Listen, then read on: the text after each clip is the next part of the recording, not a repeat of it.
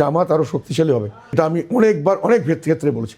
আমি অনেকবার এই কথাটা গত সরকারের সময় শেখ হাসিনাকে পার্সোনালি বলেছিলাম, আমি মিছিলে বলেছি, আমি লেখালেখি করেছিলাম। আমাদের ভোট ব্যাঙ্কগুলো জামাতে চলে গেছে।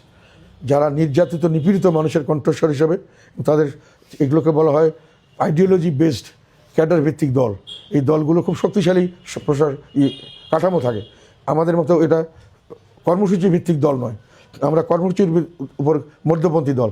এরা হলো আইডিয়ালিস্টিক রাইটিস্ট পার্টি এবং তাদের একটা আইডিওলজি আছে। কাজে এটা হলো সবগুলো হলো ক্যাডার ভিত্তিক দল। কাজে এরা ভিতরে ভিতরে সংগঠিত হচ্ছিল, টাকা পয়সা নিজেরা জোগাড় করতো, বিদেশি ফাইন্যান্সিং ছিল যথেষ্ট পরিমাণে, আমি যেটা বুঝি। মানে ইন্টারন্যাশনাল নেটওয়ার্ক আছে জামাতে, শুধু এখানে না, পাকিস্তানে জামাত আছে, ইন্ডিয়াতে জামাত আছে, জামাতের বিভিন্ন নামে জামাত পৃথিবীর অনেক দেশে আছে। তারা ফাইন্যান্সিং পায় এবং সেটা করে আমাদের যেখানে আমাদের লোকদেরকে আমরা শেল্টার দিতে পারছিলাম না, টাকা পয়সা দিতে পারছিলাম না, সাহায্য দিতে পারছিলাম না, সেগুলা জামাত আস্তে আস্তে এইসব জায়গায় পেনিট্রেট করেছে।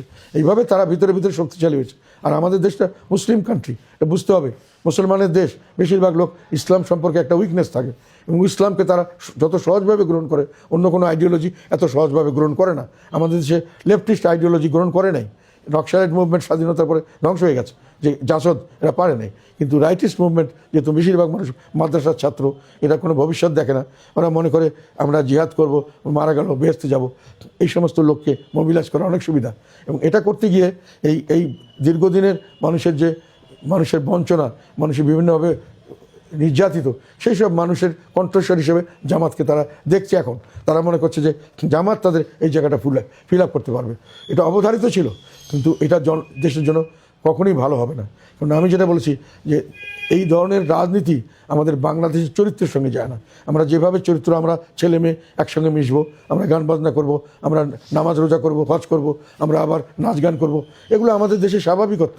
কিন্তু আইডিয়াল যে আদর্শ ভিত্তিক যে দল, এগুলোর আদর্শতা না থাকলে দলের মধ্যে ভাঙন দেখা দেয়। কাজে এই সমস্ত জিনিস ইসলামের তারা বিরোধিতা, এবং তারা এই সমস্ত জিনিসকে যতই মুখে বলুক, এই সমস্ত জিনিসকে তাদের যে কোনোভাবে হোক বাদ দিতেই হবে, মানে বন্ধ করতে হবে।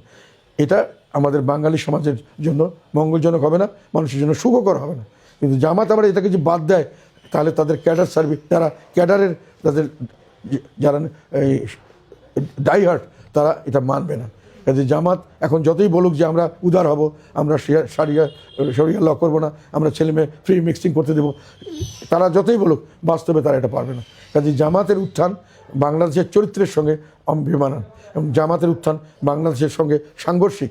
বাংলাদেশের এক্সিস্টেন্স, কালচার, বাংলাদেশের হিস্ট্রি সবার সঙ্গে